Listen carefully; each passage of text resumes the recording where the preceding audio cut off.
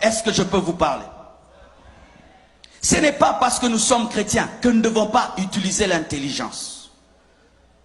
En soi, ce qui vous arrive, voici ce qui vous arrive. Vos pères sont les Africains les plus courageux du monde. Ce sont les premiers Africains qui ont arraché d'eux-mêmes leur liberté. On ne leur a pas donné, ils ont arraché. Et l'homme dont vous parlez dans votre histoire, Toussaint Louverture, a tenu tête face à Napoléon Bonaparte, qui était un grand empereur. Il a même vaincu dans une bataille. Et c'était un mauvais signe pour le monde. Et ça allait se répercuter sur toute l'Afrique. L'homme noir allait dire qu'il peut. C'est pourquoi la communauté étrangère s'est liguée contre vous. C'est ça la vérité. Vous voyez que des démons.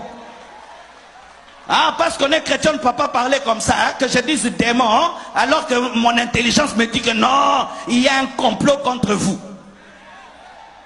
Il y a un complot contre vous pour que vous ne soyez pas des modèles pour les Congolais, pour les Béninois, pour tous les autres Africains qui puissent dire nous pouvons s'y tenir tête et poursuivre notre destinée. C'est pourquoi on vous combat, on vous assiège pour vous appauvrir afin qu'on dise si tu te libères, tu seras comme eux. C'est ça la vérité. C'est ça la vérité. Vous êtes comme les Juifs qui avaient quitté l'Égypte. Et maintenant, Pharaon est en train de vous poursuivre pour vous ramener en Égypte. C'est ce qui vous arrive. On veut vous ramener économiquement et politiquement. Et maintenant, au lieu que vous puissiez vous unir, vous êtes en train de vous diviser. Et le peu que vous avez, vous êtes en train de le détruire. Lorsque j'ai suivi sur Internet, quand vous faites les marches, vous cassez les boutiques. Non! Si vous marchez, marchez seulement. Ne cassez pas, ne pillez pas. Vous êtes en train de détruire le peu que vous avez. Vous détruisez le peu que vous avez. Je ne peux pas vous dire de ne pas revendiquer. Le pasteur ne peut pas dire ça. Et je ne peux pas vous dire marcher, non. Mais c'est que je peux vous dire, n'insultez pas et ne cassez pas. N'insultez pas et ne cassez pas. Mais sachez aussi, vous pouvez changer 10 000 présidents. Mais si dans la tête vous ne changez pas, vous aurez les mêmes problèmes. Vous aurez les mêmes problèmes. Changer de président, ça ne fait rien. C'est vous qui devez changer. Vous avez déjà eu combien de présidents? Combien de coups d'État? Combien? Donnez-moi la main. Je ne suis ni pour les pouvoirs, ni pour l'opposition. Même dans mon pays, je parle comme ça. Je suis au milieu du village. Je parle au peuple et je parle aux dirigeants. Et je suis au milieu.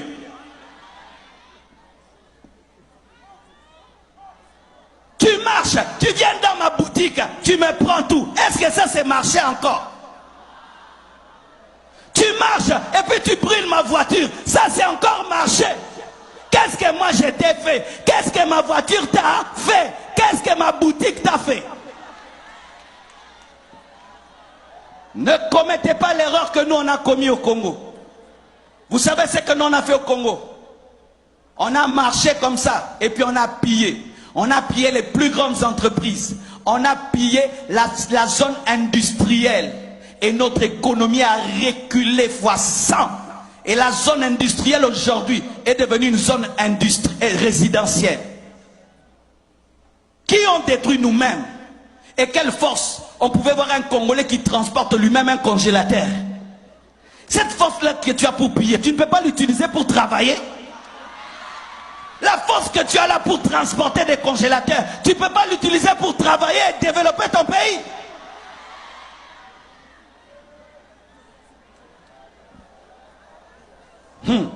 Écoutez ceci. La Bible dit, Marc 3, versets 24 à 25. Si un royaume est divisé contre lui-même, ce royaume ne peut subsister. Les métis de leur côté, les noirs de l'autre côté, les métis de l'autre côté, les noirs. Vous tous venez de l'Afrique, amen, hein? Venez de l'Afrique. Vous êtes des Africains qu'on a posés sur cette île, amen, hein? Arrêtez de vous diviser. Arrêtez de vous diviser. divisés, vous avez une même vision, une même destinée. Arrêtez de vous battre dans le bateau, vous risquez de renverser le bateau et vous tous vous allez mourir. Arrêtez, mettez la paix et mettez les intérêts collectifs en avant. Cessez de mettre les intérêts personnels en avant. Un royaume qui est divisé contre lui-même ne peut subsister. Une nation divisée contre elle-même, cette maison plutôt, ne peut subsister.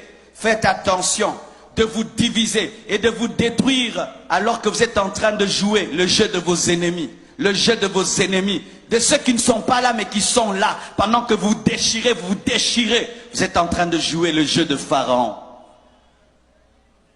Si Israël, pendant qu'il devait traverser la mer Rouge, commençait à se chamailler, Pharaon allait les rattraper. Et vous, au lieu de traverser la mer Rouge, vous vous chamaillez, vous vous chamaillez, vous vous chamaillez. Et puis Pharaon vous attrape et vous ramène en servitude. Vous qui avez étudié, vous qui êtes des têtes pensantes, utilisez votre intelligence avec le Saint-Esprit pour développer votre nation. C'est pourquoi l'Église ne doit pas engendrer que des pasteurs, doit engendrer aussi des juristes, des économistes, des professeurs, pas seulement des pasteurs et des prophètes. On ne doit pas seulement avoir des pasteurs. Toi tu seras pasteur, toi tu seras pasteur. Non, toi aussi tu seras ministre, toi tu seras avocat, toi tu seras aussi. Nous ne devons pas seulement avoir pasteur, pasteur, pasteur, pasteur. Nous ne devons pas seulement engendrer des églises, nous devons aussi engendrer des entreprises, pas seulement des églises, des écoles, des hôpitaux, des entreprises, pas seulement des églises. Nous devons avoir des chrétiens qui sont des sénateurs, qui sont des députés.